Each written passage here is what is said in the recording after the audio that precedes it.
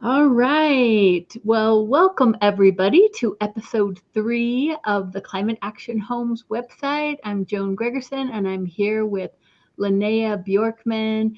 And we're so excited to be talking with you about food gardening and permaculture and all kinds of fun stuff that's happening. And before we get too far, I want to give you a quick introduction to what this Climate Action Homes podcast is all about. I'm a real estate agent with Your Castle Realty, and my mission is to bring my environmental background and link it with real estate so that people, as you're buying a home, investing, selling, living in a home, that I'm sharing some stories of what people are doing to improve the environment, to reduce our carbon footprint. And I think a lot of these are easier and closer to us than we imagine. And that's why I wanted to bring Linnea on to talk about all the cool stuff that she is doing with her company, which is called Whole Root Wonder. So welcome, Linnea.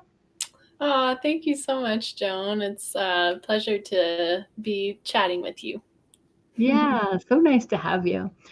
So before we get too far into this, do you want to give us kind of a quick background of like where you are and how you got started with this whole idea of this whole root wonder and helping people figure out how to grow their own food? Yeah. Well, I certainly always start off my food growing journey by saying that my mom actually was the first one to teach me how to grow food, and um, we she taught me how to plant the seeds. And I remember the neighbor kids always thought we were eating leaves from the trees, but we were just like picking random pieces of lettuce and stuffing it in our mouth. Um, and then as soon as I was an adult person and had land to grow on, I've been growing gardens. So my first years in Denver, I was in Capitol Hill, kind of like year or two, 3, 4 years here and there at different apartments. And I always say that I've left a garden wherever I've gone, and some of them were community gardens, and some of them I built with loved ones of mine, um, and I just love it, and so I just continued learning and growing, and I've in more recent years taken a permaculture design course with the Grow House, and so that was in 2014. And I've helped a couple different communities create community gardens in North Denver and Adams County. And I took a leap. Um, well, I'll back up and tell you that I had a supervisor at one point that asked me, if you had your dream job, what would you be wearing? What clothing would you be wearing? And I said, well, a third of the time I would be wearing my yoga clothes, and a third of the time I would be wearing my gardening clothes or farming clothes, and then a third of the time I would be wearing something casual or something a little bit dressy. And so I decided that it was time to create my own organization where I could do just that. And so that's what I've done. And so um, two of the things that I'm doing. One, I'm wearing yoga clothes. I'm teaching yoga, and the other, I'm teaching intentional gathering and purposeful gathering with a model called the Circle Way. But the third thing is teaching people how to grow their own food. And so I've created my dream job, and I'm helping folks both individually and in group settings with just trying to keep it simple and trying to help people know how simple it is to grow your own food. And yeah, that's what I'm up to. That's a great example of visioning, kind of that idea of like writing down your goals and what's your ideal job and being able to pull those things out of the air, but then going ahead and making them your reality. And I wonder too, if going forward, if people can't have more of that, instead of this idea of like that you just have to focus on one thing, because it is so nice, like yoga and gardening and gathering, they all support each other. It's, I think our idea like that you have to specialize may come at the expense of some of those other parts that could end up leaving you feeling very balanced. Yes. Yeah. I in creating Whole Root Wonder, I've actually gotten against the advice of most people that gave me advice, which was like, start with one thing and see how that goes. And I'm like, but I don't want to do just one thing. And so far, in the first 6 months, I've actually been rather successful at doing all three things. So it's been That's lovely. pretty cool. Yeah. Well, that's Yeah. reassuring. And I say that I actually have like a fourth outfit now, which is pajamas, because I'm actually wearing pajamas a lot of the time. But maybe it won't be that way after the pandemic. Yeah, I think all of us got pretty happy about that. Yeah. Like, oh, just going for comfort over some of the other aspects. Yeah. So that's really cool. All right, so let's talk about the food gardening and the permaculture. The reason that I reached out to you, I think one of the main reasons is as I'm now working in the real estate field, I'm getting a little bit more of an inside look to how some of the decisions are made and how quick they happen. And sometimes I'll hear somebody saying, "Oh, there's a lawn and we need to tear out the lawn and put in a new lawn real quick." And I'm like, "Oh no." Like, why is this as who was saying that? Brigitte Mars and Bethy Lovelight. I spoke with them on the Green Team Academy podcast, and they were talking about that and how it's the only crop that we fertilize and water and harvest, but never eat. So part of what I'm trying to do is make sure that people are acquainted with folks like you when they have those decisions of what should I do with, I've got this space. I'd like to do something kind of cool, but I don't have the skills and it, like, I'm not sure what are maybe starting with that, with some of the misconceptions that people have about growing their own food, and how you kind of address that and overcome that with the kinds of services that you're offering with Whole Root Wonder. Yeah. Well, I think one of the things that I have done is for one, I try to keep it simple and not put a lot of pressure on myself.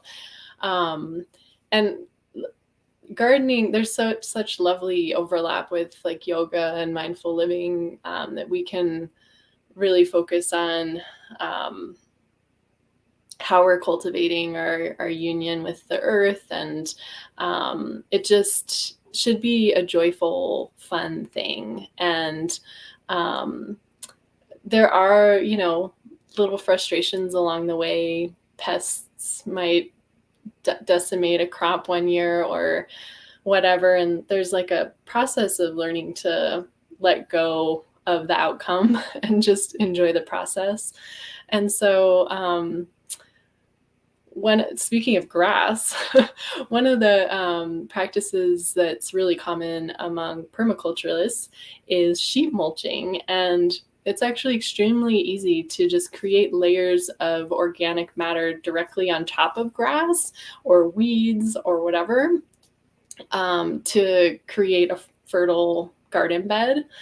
And so tips and tricks like that, I think are really helpful, because it just makes it easier to, one of the permaculture principles has to do with accomplishing more with less work. and it really is possible. So I was thinking maybe we should say what permaculture is actually before we get too far, because I just finished my very first permaculture design course, and yeah, I love everything about it. But how about give a little bit of an introduction to what is permaculture and how that how that informs what you're doing. And by the way, I love that idea about the yoga and the mindful living. And it's the same way with music and everything. People love music, but then you might take piano lessons and get to where you really don't like it because you're all the pressures around it, or sports, movement, anything. I think can be kind of turned into a negative experience if we have all those expectations and pressures that are self-imposed or things that we allow.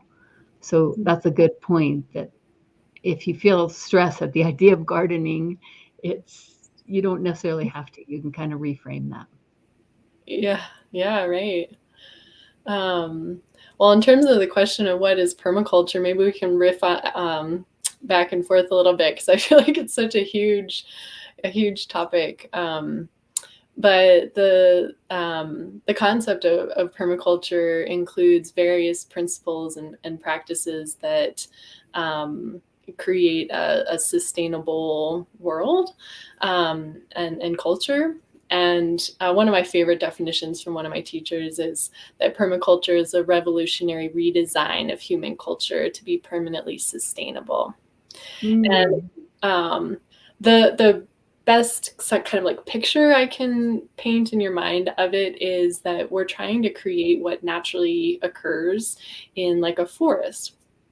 You may have even heard people talk about creating food forests. And so there's always an upper story and a mid story and a lower story, and you've got all the little creepy crawly plants, and then underneath that is the microorganisms and all the fungi and everything, and all of it is just this constant cycle of falling and nutrients rising back up and then falling again, and so that's what we get to create with any land that we have. And if we can do that, if we can reutilize our resources and replenish the earth instead of sapping it, that's kind of like the broad overview of what I agree. And I think, yeah, maybe it's meant to be in contrast to what a lot of the kind of conventional agriculture does, which is degrading the land. So each year it may need more fertilizers, be less productive. And the idea about permaculture is to turn that around, make it more of a regenerative system. The other thing that in one of my permaculture classes, I heard Michael Alcazar saying that it's one of the best ways to capture what a lot of the indigenous practices are. So, or it's a way to kind of convey a lot of those ideas of working with nature instead of against nature.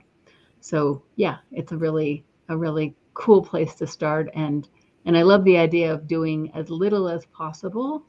And yeah, some of the tours that we had, when we went and spoke with David Braden, and with everything that he said, I used to do it this way, and then he just kept finding ways to do less and less. And I think that's cool. That's where the ingenuity and the creativity come in. Rather than trying to do more and more, trying to do less and less, and have nature have its way, for sure. Yeah. So do you want to talk a little bit about, let's say that somebody is, maybe it's someone that, like, I don't know, they ride their bike, they go hiking, they recycle, and they're just like, you know what, I really feel that it would be important to grow some of my own food, maybe for myself or my community or for my kids or family, or friends. So where do you start with something like that? Well, I'm really excited to have people help me create this, because I know that, I've been offering this in different ways in the community and with individuals. But I feel a sense of like flexibility with how different people might want the support that I have to offer. And so I'll just give you like an example is someone who's actually a dear teacher of mine. I've actually become her teacher as well. Her name is Buffy. And I planned out a 4-session kind of consultation plan for her. And I created a sliding scale, which is on my website. I think the sliding scale is 70 to 120, somewhere in there.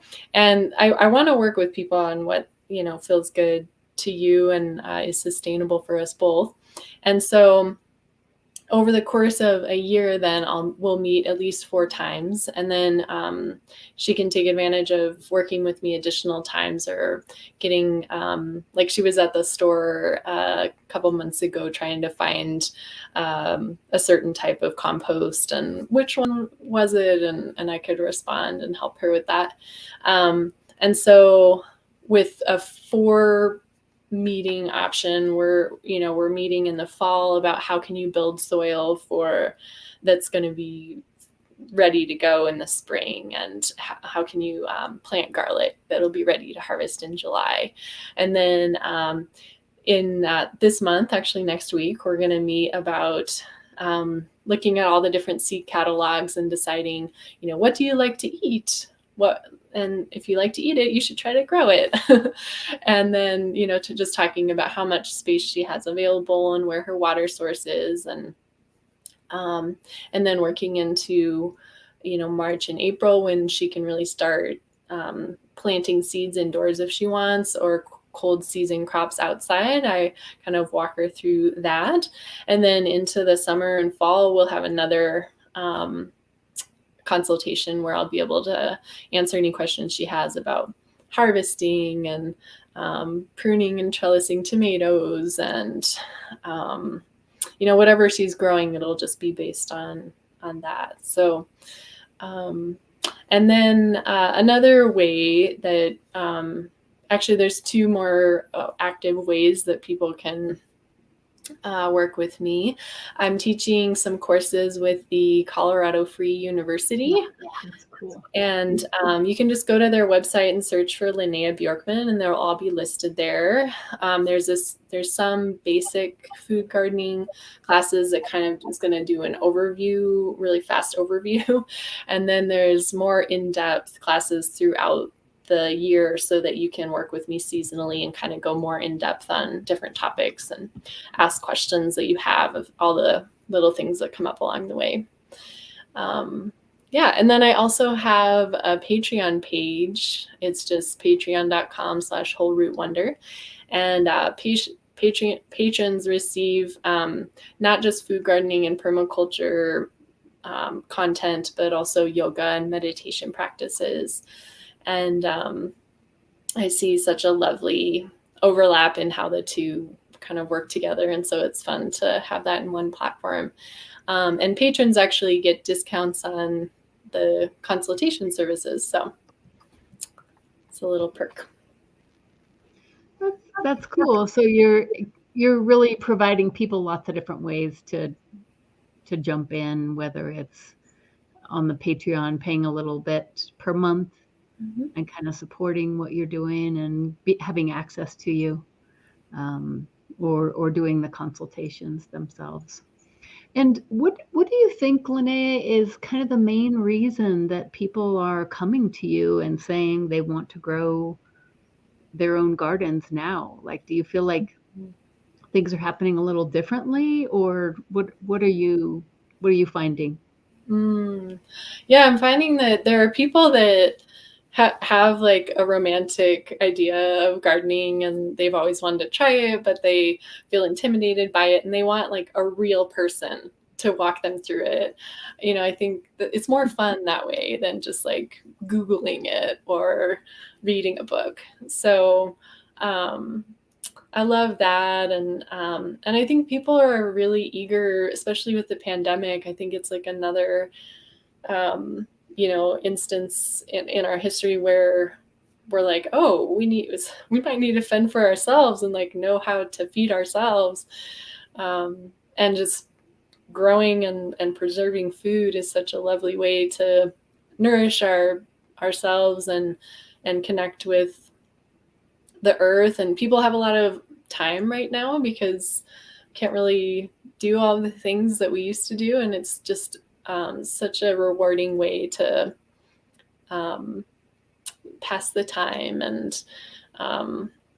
And once you are starting to harvest out of your own garden, it inspires you to then look up recipes that will be tasty with those food items, and it's just starts a snowball of kind of exciting life journey. Yeah, and I do think that we are still, trying to figure out ways to do things outdoors and do things together and find meaning. And there's still things that we're not able to do, having big family gatherings or, going to big, whatever it is, music festivals or or anything along those lines. So that through the pandemic, this is always an option, is really cool. And I think for me, one of the things I've found too is because I've been house sitting and a couple months here and a couple months there. So one of the things that I've been doing is sprouting seeds because that's something that I can do no matter where I am. And even that little thing, like I brought them to one of the Christmas events that I did, and it was just like very small. I mean, they're not much to them, but it was like it has its own magic for sure. Yeah. Yeah. Once you go on my website, which is wholerootwonder.com, you'll see, I think there's one of me and maybe a friend of mine of carrying these giant squash. They're like just huge. And being able to share like an abundance with friends and family, and also your neighbor, it builds this community because your neighbors start asking. Like I had a neighbor this year ask me, is your soil, do you have bionic soil? The corn is like taller than the house, and so no, it's just sheet mulching. Wow. So it creates more conversation and connection, and I'm passing like tomatoes and, oh, do you need some kale today? So that's lovely.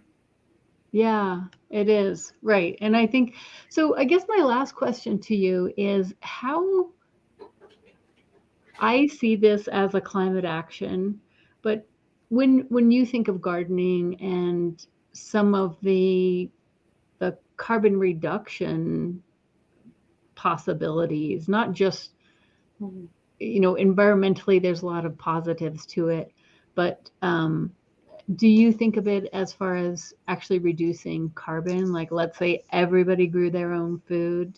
What are some of the areas that you think it would make an impact? Yeah. Man, I really notice how much less I need to purchase in the grocery store. And the foods that we purchase in the grocery store, even if they're fresh fruits and vegetables, can sometimes come from just hundreds, if not thousands of miles away. And so if you just think of one less thing that needed to transport to you finally eating it, not to mention how much tastier a homegrown tomato is than store-bought. And then when you're growing your own food, you're making a conscious choice to, sometimes permaculture is known as beyond organic, because you're making choices about each individual thing that you do that, is contributing to not only the food, but also the environment and the creatures that inhabit your environment. And so all of those make a difference. Not using pesticides and using something more natural that's not going to kill off all the good organisms. And yeah, that's a good point. Like that pesticide use that I think is, requires an amount of carbon, increases the amount of carbon in the whole process of manufacturing that and distributing that. I also think, there's some more fringe benefits that we could talk about, like that, just the thing of people being able to interact, do stuff in their own community and not always have to go out. Yeah. But I think also when you were mentioning about your bionic soil, that regenerating the soil is also another way to reduce our carbon footprint. Yeah. Using that carbon and transforming it, and yeah, for sure. Yeah, like kind of carbon sequestration aspects of healthy soil like that. So yeah, so it's interesting to think about the soft aspects as well as the more measurable. For sure, I remember hearing the number that the average Caesar salad traveled 1,500 miles to get to you. So yeah, looping back to your initial story of you guys picking random leaves out of your garden and eating them, that definitely cuts out that whole middleman type of thing. And I think the other thing is like just being connected to nature, because we don't know. When I lived in South Korea, there was a fruit truck. And I think when I was growing up, there was a fruit truck also, and it would come by with all kinds of fruit. But where I was in Korea, each time he came, he had one fruit, and it was whatever was in season. Yeah. So I would buy a whole case of like melons, and I would just eat that all week. And, at a different time, it was strawberries. But I really got the sense of the seasonality of things and what order they come in that we really don't get when we're going to the grocery store. So that's another part. I think just being connected to nature is a way to start appreciating it, and carving out that extra time and energy in your life. And as you're making decisions like where you're buying your home or what you're going to invest in, and being able to make some of those decisions that we're going to feel better about when our kids and grandkids are going, what were you doing? What why were you so busy that you couldn't think about us? So this is a way to help people make that connection and be thinking about it, for sure. Yeah.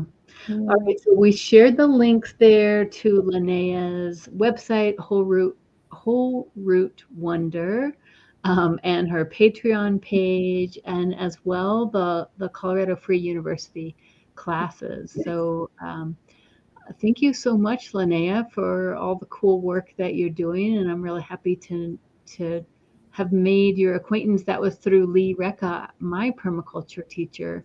Yes, and actually I need to, that reminds me, I really want to just thank you for thinking of this and for having me on your podcast. And then among my patrons is Lee Recca, and I would like to thank my my precious patrons for supporting all the work that I'm doing. And yeah, thank you again, Joan. It's been great. Yeah, it's been awesome. All right. Well, thank you, everybody, and stay tuned. We've got a lot of really fun podcast episodes coming up. We'll be talking about how to put solar on your home and programs for people that are, whether you're a lower income or, any way that you might want to get solar. We are also looking at some community solar folks coming on here. We will be talking with Katrina from the Grateful Garden about some seed saving workshops she has coming up. So all kinds of cool things here. And I hope that when you are thinking about buying, selling, investing, living in your home with a lower carbon footprint, that you will remember this conversation and go, yeah, I can do this, and that there's people out there that can help you and want to help you make that happen. So I hope that you'll reach out to me as well as to Linnea. And with that, we'll sign off. So thanks again, Linnea, and everybody have a beautiful night. Thank you. Good night. Okay, bye. Bye.